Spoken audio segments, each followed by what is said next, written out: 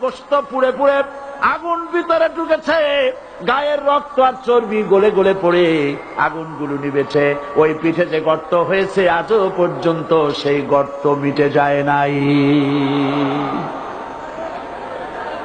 হযরত খাব্বাব রাদিয়াল্লাহু তাআলা আনহু বলছেন, বুখারী শরীফে হাদিসে ভাবে এসেছে, ওয়ান খাব্বাব বিন আল-আরিফ রাদিয়াল্লাহু তাআলা আনহু আন্নাহু قال شكونا إلى رسول الله صلى الله عليه وسلم وهو متوسد بردة له في ظل الكعبة। আমি গেলাম রাসূলুল্লাহর কাছে, যে দেখি হুজুর বাইতুল্লাহ শরীফের ছায়ায় আরাম ফরমাচ্ছেন।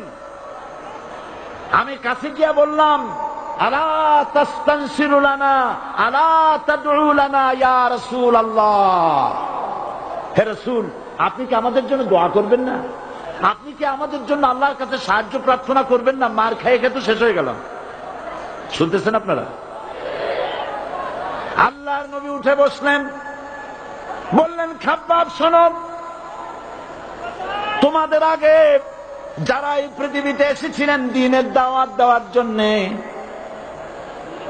সমকালীন রাষ্ট্র শক্তি তাদেরকে ধরত, ফায়ুখাজুর রাজুলু ফায়ুহফারু লাহু ফিল আরদ, তার জন্য তারে ধরে নিয়া মাটির মধ্যে গর্ত করত, ফায়ুজআলু ফিহা, এরপরে সেই গর্তের ভিতরে তাকে কোমর পর্যন্ত গেড়ে দিত।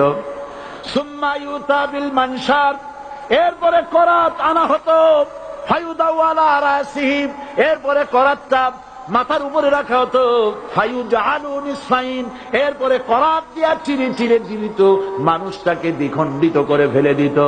মা ইয়াসুদ্দুহু যালিকা আন দীনি, এত কষ্ট দেওয়ার পরেও, এত জুলুম করার পরেও দ্বীনের দায়ীদেরকে এক চুল পরিমাণ আল্লাহর রাস্তা থেকে তারা সরাই দিতে পারে নাই।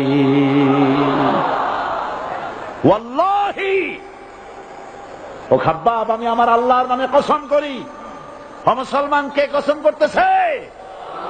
আল্লাহ রাসূল। আমি আমার আল্লাহর নামে কসম করি, ওয়াল্লাহি লা ইউতাম্মান্নাল্লাহু হাযাল আমর